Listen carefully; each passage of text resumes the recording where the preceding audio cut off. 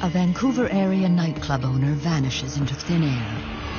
I felt something was very, very wrong. Police think he's fled town for a new life under a new identity. He's probably someone who has gone missing and does not want to be found. But a psychic sees things differently. I felt that there was foul play. And his fiance refuses to believe he'd ever leave her. It's like he was like the closest person to me. No way. Can a psychic help a desperate woman solve the mystery of what happened to Bill Rudy? I certainly didn't feel like he slipped in the bathtub.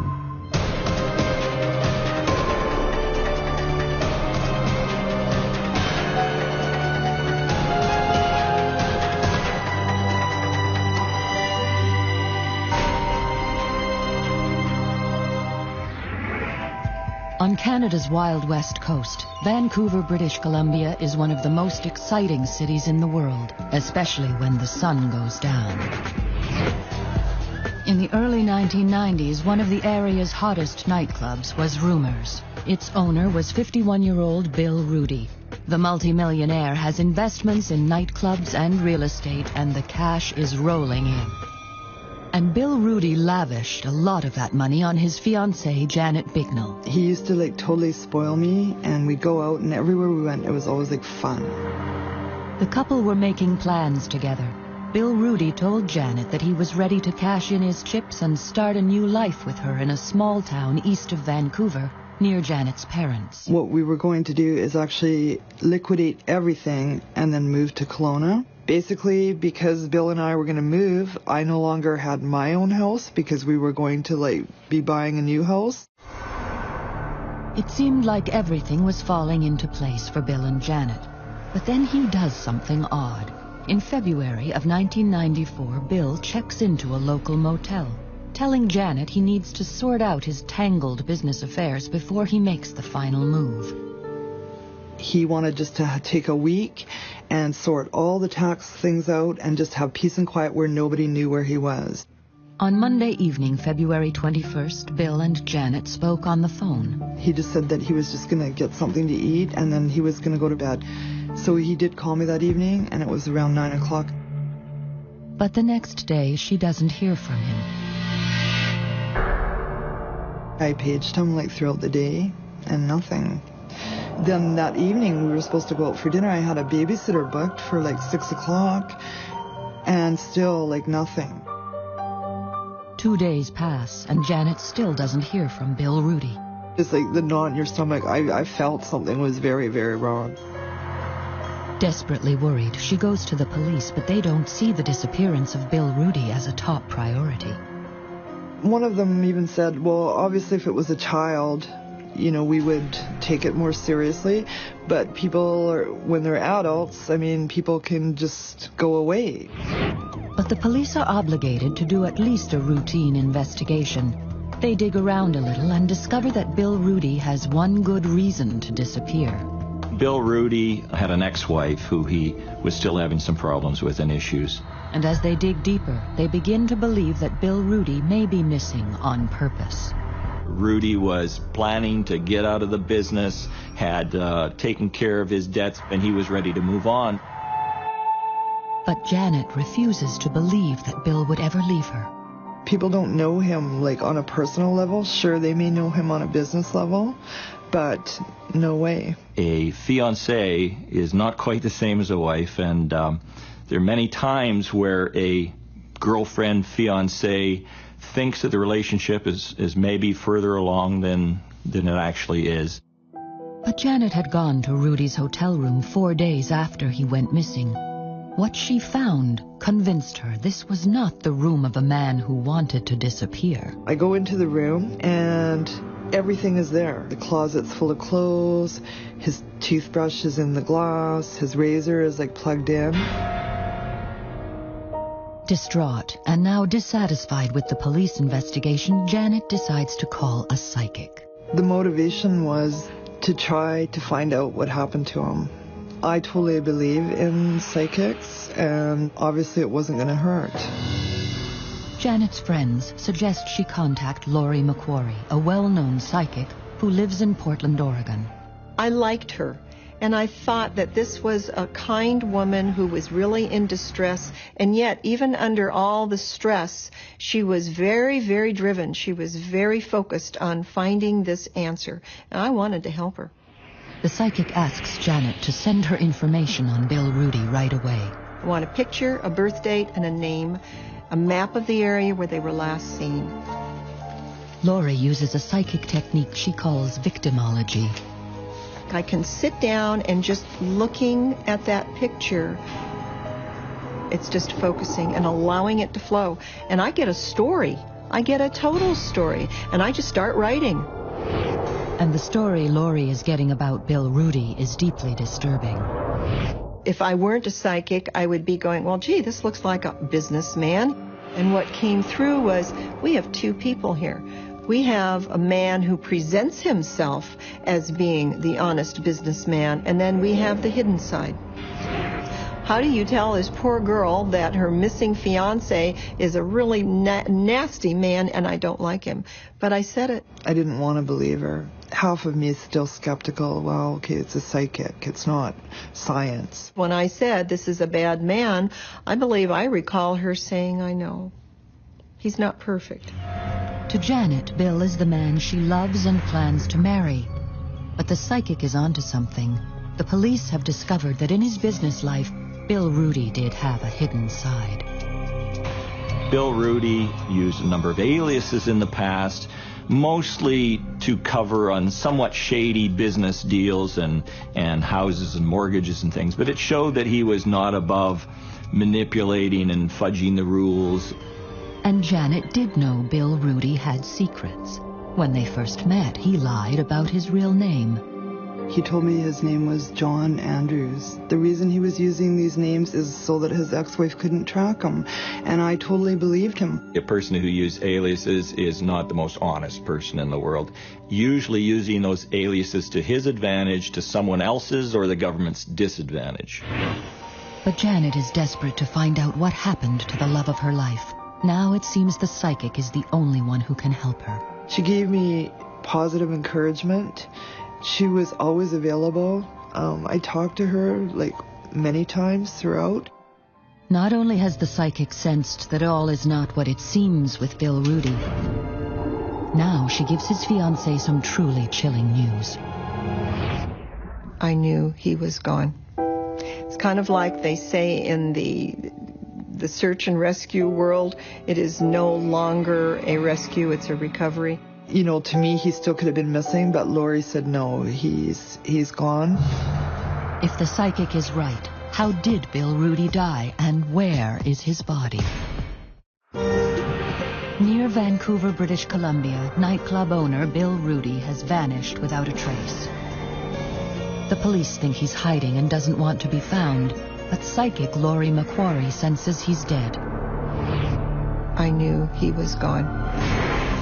Janet Bignell asks the psychic to come to Vancouver and help to solve the mystery of her missing fiancé. It was like two forces coming together. She was anxious for me to come up, and I was hoping to put a piece to the puzzle. Desperate to find Bill Rudy, for Janet, no price is too high. But Lorie surprises her. And I wouldn't have cared how much it cost. And she said, no. She said, I don't take money for missing people. And I said, well, why not? And she goes, because then I would lose my gift. But Lorie does have a strange request.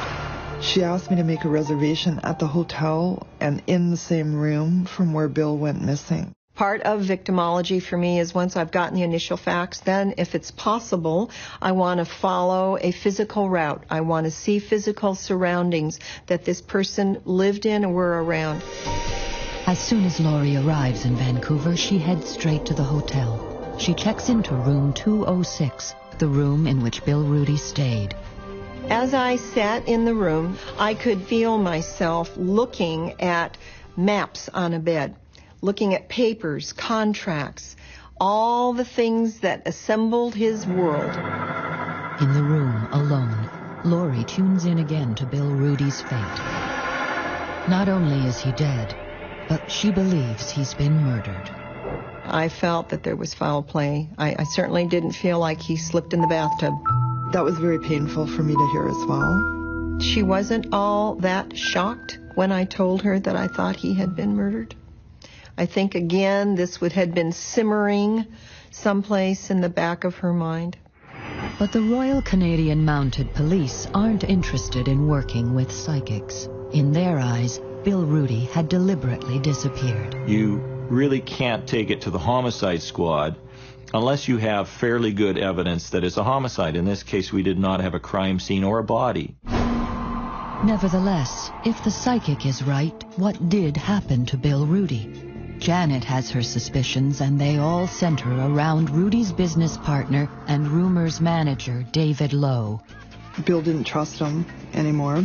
In a ploy to hide money from his ex-wife, Bill Rudy had put the Rumor's nightclub in David Lowe's name. In return, Lowe had been paying Rudy $5,000 cash a week for over 2 years. But just before he disappeared, the payments started coming up short. It was the first time that Dave Lowe had not come up with all the money. He's like stalling him and giving him a lot of excuses. Janet Bignell's word is not enough for the police. They need concrete evidence. For that, she hires Ozzie Caban, a private investigator, to watch and follow David Lowe. Based on undercover operations, based on street talk and everything else, that was the guy of interest to us. But even Ozzie can't uncover any new evidence, and Bill Rudy's secret life doesn't help. We had an individual with about 6 different aliases, businesses all over the countryside. We realize that we're dealing with a situation here that, shall we say, is a little shady, a little on the dark side. None of that, however, matters to Janet. All I wanted to do is find out what happened to him. To do that, she asks the psychic and the private eye to join forces. Maybe they can solve the puzzle of what happened to her fiancé. And Lorie thinks the best place to start is at the nightclub. She wanted to see if she could feel Bill's energy, and I was scared to go. Ozzie thinks it's too dangerous for Lorie to go alone, so he sends an undercover off-duty police officer to protect her. Lorie and the cop shoot pool, but her mind is not on the ball. Her psychic senses are telling her details of Bill Rudy's death. I immediately knew that I was on the right track. Bill Rudy had died here. I knew it. I knew it beyond a shadow of a doubt. She says she can see how Bill Rudy died. And she says it was a brutal murder. I felt that there had been a blow to the back of the head. I didn't feel like he had a one-on-one confrontation knowing it was coming. I think it was up behind him and total surprise. If Bill Rudy has been murdered like the psychic says, was it his business partner? And where on earth is Bill Rudy's body? The psychic believes his body has been dumped in the woods. What I felt was really surrounding him as, laying there in whatever state he was in was definitely rural. So Lorie and Janet hit the road in search of Bill Rudy. She wasn't familiar with the area at all, and yet she's the one telling me which way to go. Yes, I felt the sense, go left, go east, and that's what we did, and it felt right. We kept driving, and she said, "Don't worry, he's going to be found." And looking at the map, and she says, "I believe he's in the back of Harrison area." Psychic Lorie McQuary has never been to British Columbia before. Yet she marks an area on her map, sensing that Bill Rudy's body lies in the mountains to the east of Vancouver. Whatever I pointed to, I felt strongly about it. And the problem always is, usually people aren't dumped on a sidewalk. They're dumped in acreage. In fact, the area Lorie circles is the perfect place to hide a body. It's vast, rugged, and remote. They drive all day, but the psychic can't seem to zero in on the exact location of his remains. I didn't think we were going to find him that day, but I would have been pretty excited if we had found his glasses or his jacket. Though they come away from the wilderness empty-handed, the psychic is convinced her vision of Bill Rudy's fate is right. But 2 weeks later, there's another twist in the tale of Bill Rudy. His van is found, abandoned at Vancouver Airport. For the police, it's further evidence that he wanted to disappear. And they said, well, we've located his vehicle. We found it at the airport. So obviously he's left the country. You find a vehicle there, and that's a pretty good indicator that he's gone to the airport to leave. But when Janet picks up the van, what she discovers tells her it wasn't Bill Rudy who drove it to the airport. The music was like totally loud. Okay, well, that's not Bill. And totally on a radio station that Bill, like it was like heavy rock or something, and just really, really loud, right? And it's like I like had an eerie feeling like driving that van too, right back to Surrey, so. Has Bill Rudy been murdered? Or has he vanished of his own accord to start a new life under a new alias, as the police suspect? At great cost, Janet remains convinced her fiancé would never leave her, and she continues to search for him. I just stopped working until I could find out what happened to Bill. So I lost my career. Ultimately, I was evicted from Bill's house with like 3 days notice, and I spent all my money.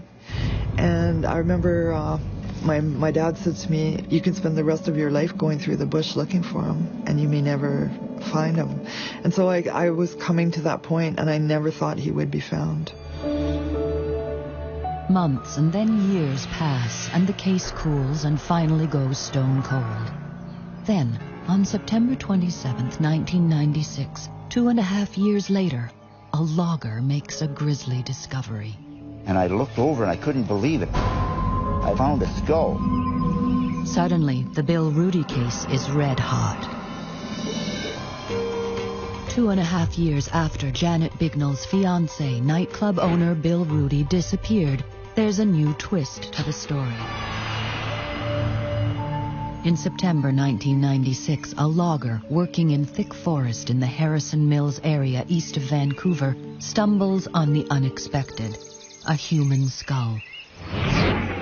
Psychic Lorie McQuary says Bill Rudy's been murdered and his body has been dumped in Harrison Mills. I felt that there had been a blow to the back of the head. Will she be proved right? The logger immediately contacts the RCMP. They find a suspicious crack on the back of the skull, but nothing to identify whose skull it is. The skull is shipped to a crime lab for DNA analysis. Because of a huge backlog, it would take almost 2 years for the tests to identify the remains. But when the result came in, incredibly, they confirmed the skull belongs to Bill Rudy. Psychic Lorie McQuary was right. Bill Rudy had been buried in the exact area she marked on a map 4 years earlier.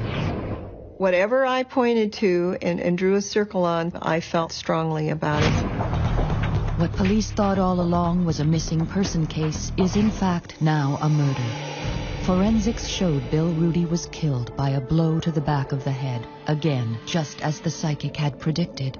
I could just feel it, like almost Bill was staying there not expecting it. After 4 years, the Bill Rudy case is now officially a murder investigation. In the case of missing persons, that file would be handed over to an active homicide unit, and they would then take over the investigation, review the file, and start over again. And the first person the RCMP call is Janet Bignell.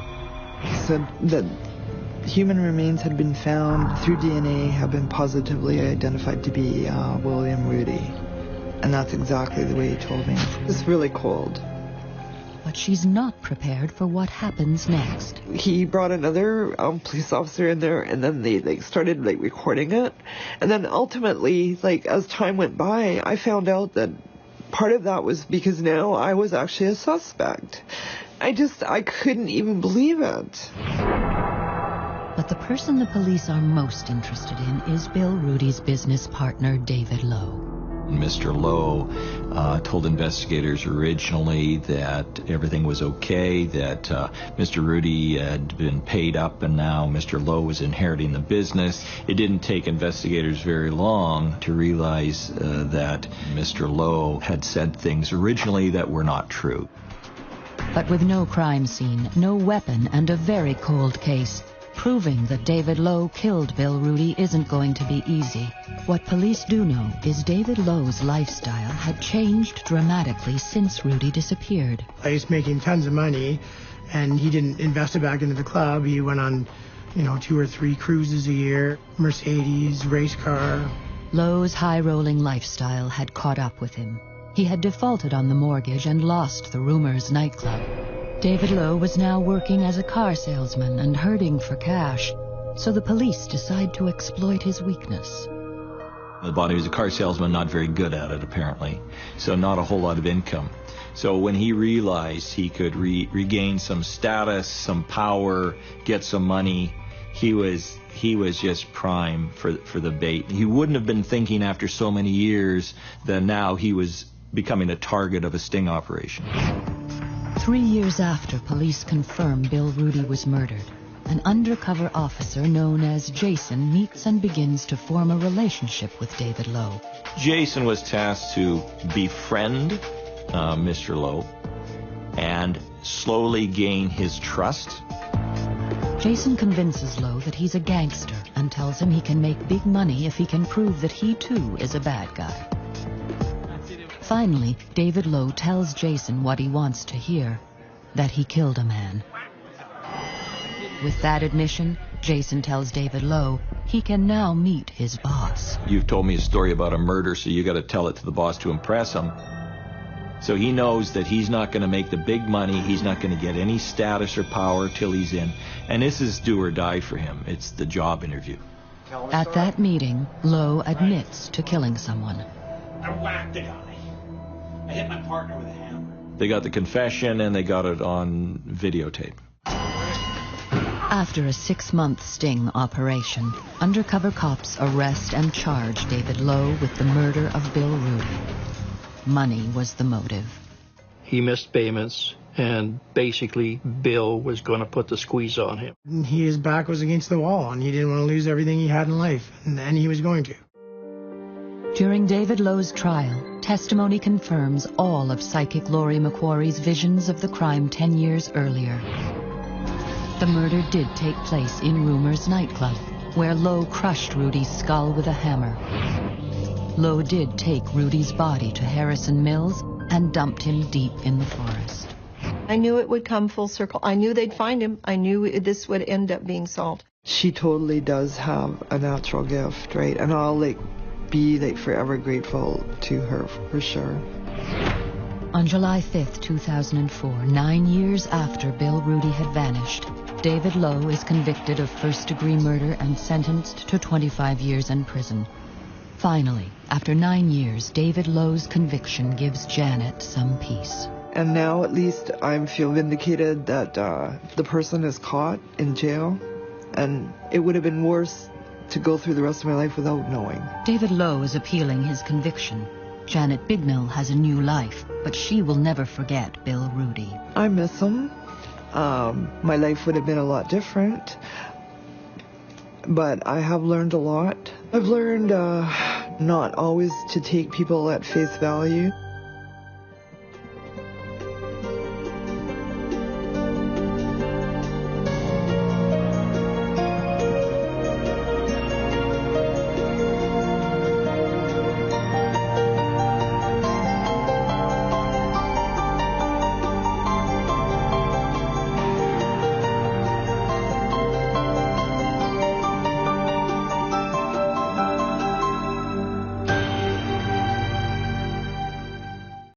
In 1987, when 2 teenage girls are murdered in Thunder Bay, Canada, the police fear the worst. I immediately thought that we had a serial killer working the area. Police think they've got their man, but a psychic says they're wrong. I felt terrible, but I had to tell him I'm having trouble recognizing the face I see. In the public's mind, it was going to be sort of a miracle if anybody was caught because so much time had elapsed. Then, 13 years later, a stone-cold case comes back to life. Was the psychic right all along? I knew I had seen that face so clearly.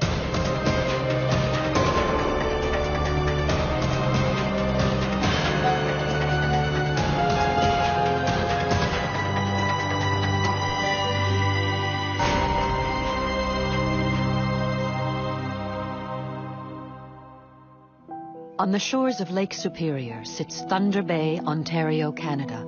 In the 1600s, a fur trading post. Today, a struggling industrial town. On Sunday, May 10th, 1987, Mother's Day, an elderly couple out on their morning walk discover the body of a young woman laying in a gravel pit. First to arrive on the scene is Constable Jerry Moran of the Ontario Provincial Police. The body was located right in the area here. The top had been pulled up and her jeans were undone. Her shoes were removed and laid beside the body. Police comb the scene and find a plastic bag containing a beer bottle and what appears to be the undergarments of their victim. The thing that was going through my mind at the time was somebody's Mother's Day had been ruined for the rest of their lives. But Detective Moran has a job to do and puts his personal feelings aside. You treat it very businesslike. You're detached. Any short-lived evidence, anything that weather could destroy, we have to try to preserve that as fast as possible. At the scene, police also find shoe prints and tire marks.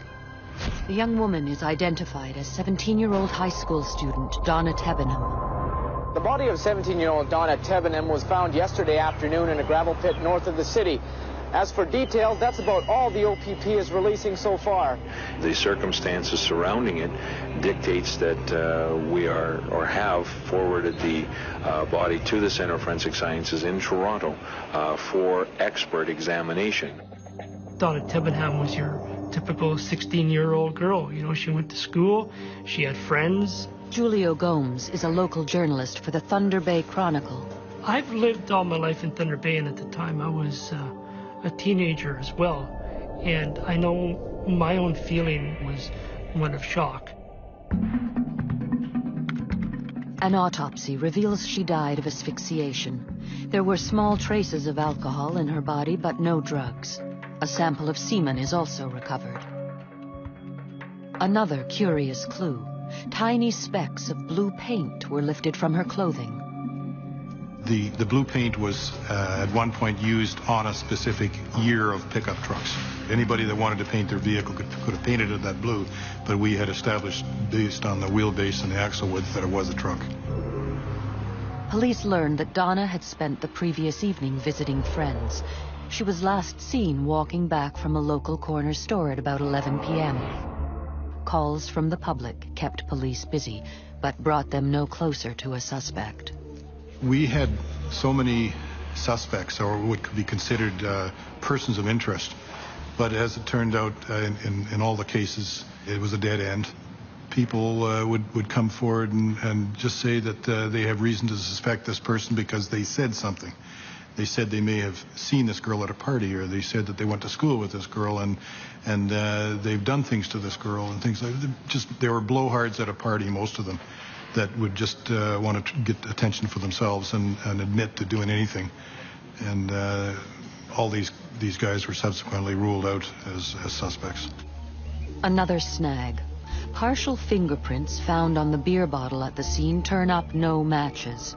With no suspects, and with no DNA testing in 1987, the semen sample sat on the shelf. The most promising clue police had appeared to be the blue repaint chips found on the body, but record-keeping back then was less exact. Tracking down a blue repainted truck had to be done by sight. In this particular case, we were looking for a travel or an international travel truck. It's like an old Chevy Suburban.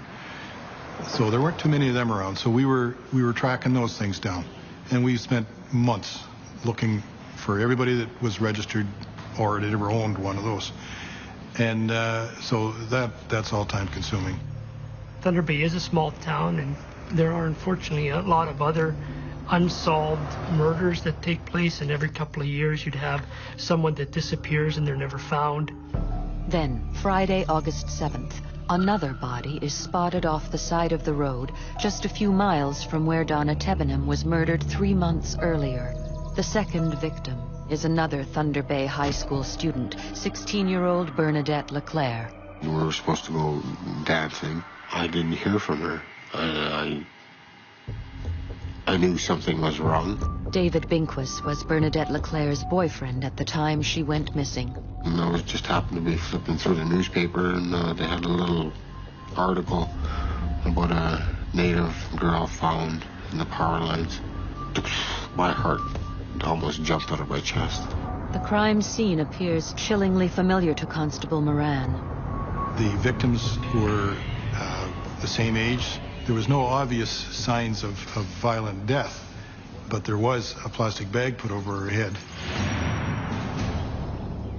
Shoe prints and tire tracks match the Donna Tebenham scene. Police also make another key discovery. We found blue repaint chips on both bodies. I immediately thought that we had a serial killer working the area. Then police get a promising lead. A woman walks into the station and says she knows who the killer is. She claims her boyfriend, who we will call Ron Newman, picked up a woman at the same corner store where Donna Tebenham was last seen the night she went missing. She was allegedly an eyewitness to the actual apprehension. So the police questioned him, and then they arrested him. And he was charged with 2 counts of murder. Attorney Lee Begg had been working on Ron Newman's case since the day the arrest was made. Police fingerprint Newman, but the prints don't match, and he doesn't drive a blue truck. But police aren't giving up so easily. We couldn't rule him out as a suspect just due to the fact that his prints didn't match what was found at our scene. He could have been wearing gloves. He could very well not have touched anything. Nobody minds defending a guilty person, but when it's an innocent person, the task becomes so much more serious because you dare not make a mistake. And police would learn that they had made a big one. At a preliminary hearing, the OPP's case against Ron Newman falls apart. Well, she just didn't withstand cross-examination to the extent that the Crown had absolutely nothing to go on. There was no connection between my client and the murders whatsoever. Finally, after spending 6 months in jail, the charges are dropped. He was released, but unhappily for him, there was no one else to point the finger at. We weren't defeated. We were still interested in pursuing the case, albeit from a different angle. That different angle was a psychic. One evening I was watching a documentary that involved a woman by the name of Norin Reneer. The use of psychics in police investigations is commonplace, but in Canada, almost unheard of. Will the psychic lead the OPP to a brutal serial killer? I saw so clearly the face of the murderer. In Thunder Bay, Ontario, the murder of 2 teenage girls has the city demanding answers. Police have a suspect, but not enough evidence to convict. Desperate for clues, a cop calls a psychic. She had been successful with several American agencies, so I thought we had nothing to lose. Norin Reneer is a psychometrist who specializes in missing persons and homicide cases. I like touching something off the victims, and metal is better for me. It seems to be a better conduit. It holds the energy or images of what that individual saw just before he or she was killed. Detective Moran sends her a pair of earrings found on Donna Tebenham, as well as a necklace from Bernardette LeClaire. When I first start a case, I have to prove to the police that I'm real. And so I always tell them a few things they already know, usually how the person was killed, what he or she looked like, or when they were alive, a few things like that to gain their confidence in me as a credible psychic. And then they can ask questions, and my mind just sees what they ask. Yeah, I felt a little weird about the whole thing. I'd never been involved with a psychic. I'd never even been to a tea reader, but I figured, if it works, who am I to argue with it? Like most of her cases, Norin conducts her reading with Moran over the phone. When I held Donna's earring, I remember seeing her sort of light brownish hair, and I feel she had problems with her S's. I see braces. She described the victims very accurately, right down to the speech impediment on Tebenham and the character of LeClaire. I had Bernardette's necklace, so it wasn't that difficult to be able to describe her. I felt more fuller lips. I felt more feisty, confident, a little bit rebellious, again young. Then Norin astounds Moran by describing the murder. Remember, I couldn't breathe. Screaming. I'm having trouble breathing.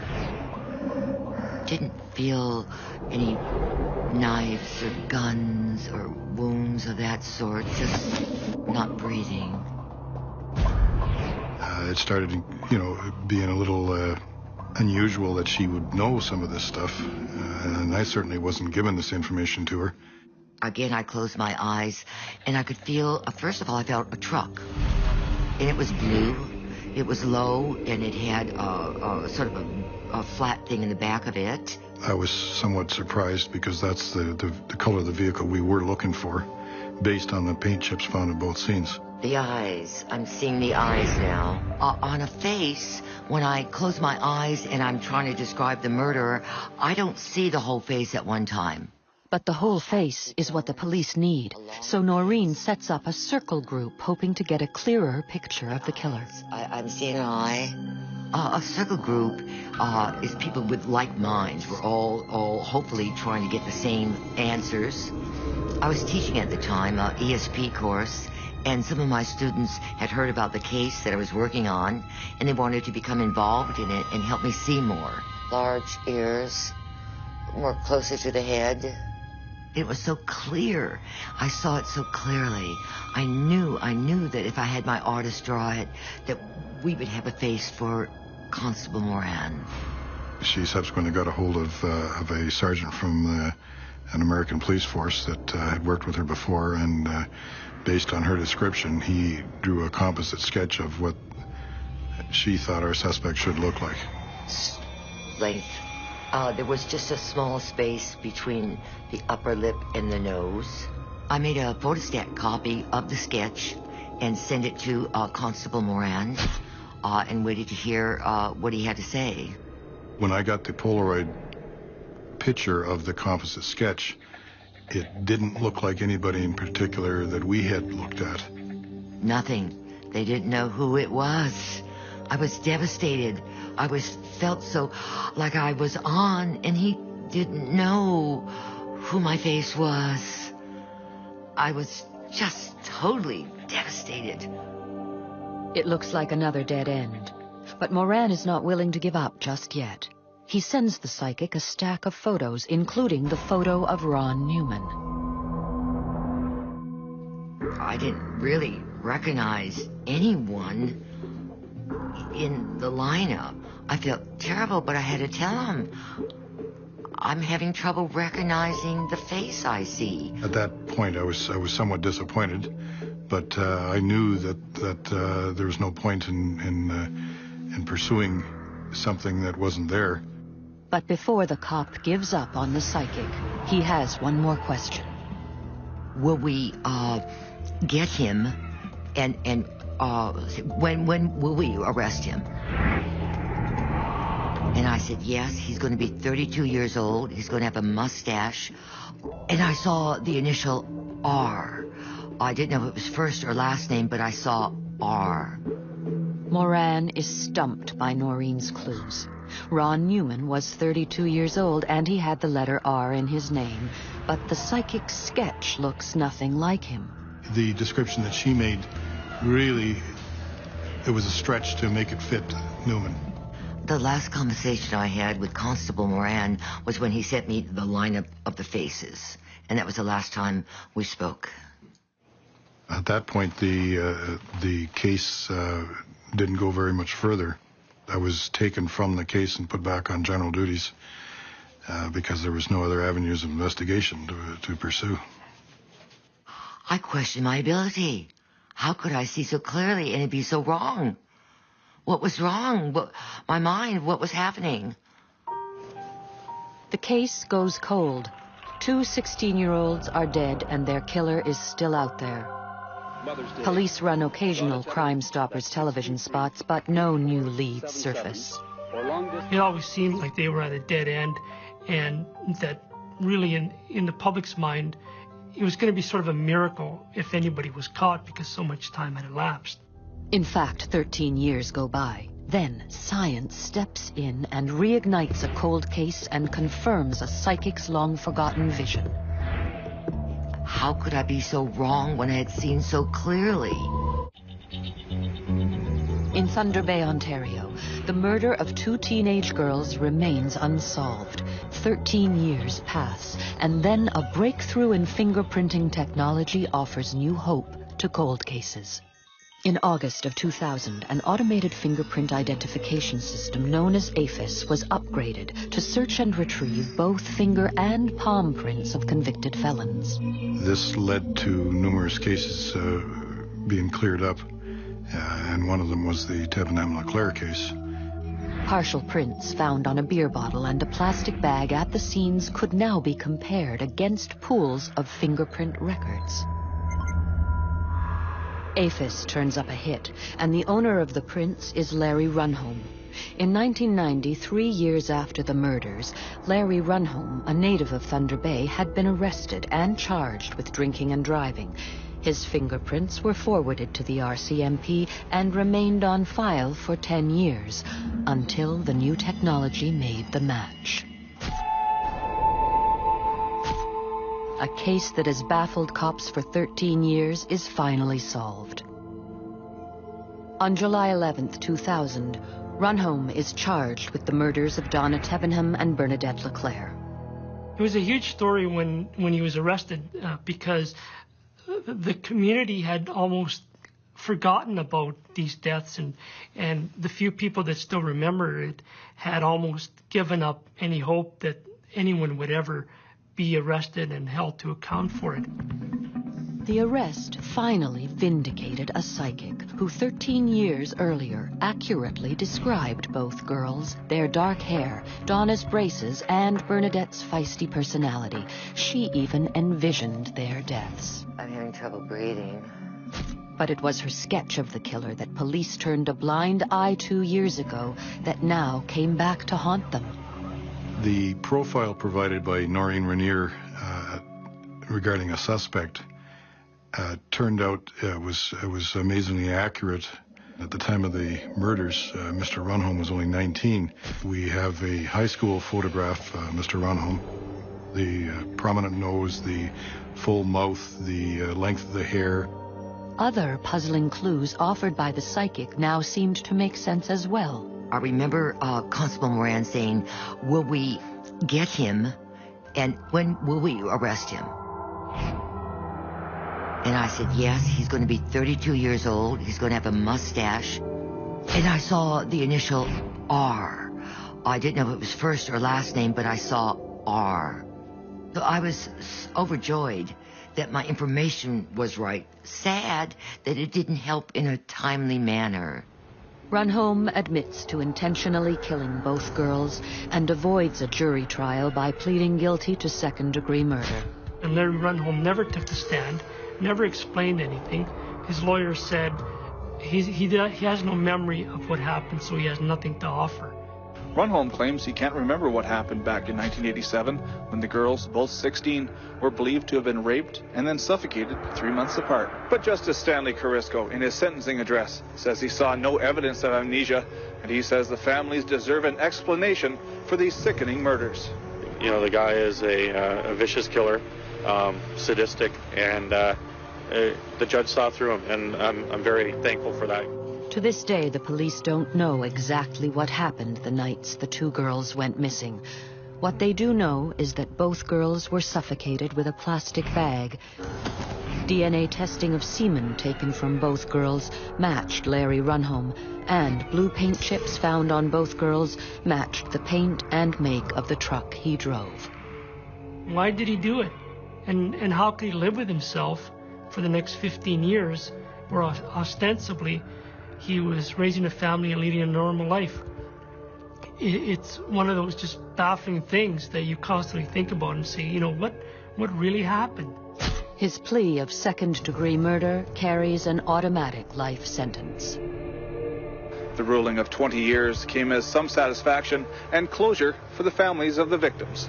Second-degree murder for for two girls. I would have liked to have seen, 22, if not a little bit more. But I am pleased it's over. There was a certain amount of uncertainty that we had stepping in here today and just wondering where the judge was going to end up. So at 20 years, I think my sister was well served. Look at how many lives he's destroyed. I don't think he got what he deserves. But I know he'll get what he deserves where he's going. If the police had used the psychic sketch in their investigation, would the murders have been solved sooner? An article published a few weeks after Runholm's arrest revealed that police did have him in their sights, but he was somehow overlooked. He had lived on a road with his parents, and his parents were away all summer at a tourist camp, which they ran. And so he had the run of the house, came and went as he pleased. His house was on the same route that myself and my partner did a door-to-door knock on. And as it happens that the one side of the road that my partner was on was the same house that Mr. Runholm lived in. And he wasn't home the two times we went there. But at that point, we had no reason to suspect Mr. Runholm with anything. He was just another name to be cleared. The police just using me is right, but they are not used to working with psychics, so they don't understand how we work and how they have to interpret our clues. It's not all factual the way in this reality. My goal, and still will be till it happens, is to train and teach the detectives how to do what I can do. In hindsight, the clues that Miss Reneer provided, although we were disappointed that we weren't able to successfully charge suspect number one, it did prove to be very accurate for suspect number two, although 13 years down the road. I'm glad I used the psychic because it sort of opens up a whole new avenue of investigation. We had nothing to lose by using her and everything to gain. How dare I had doubted my own psychic ability.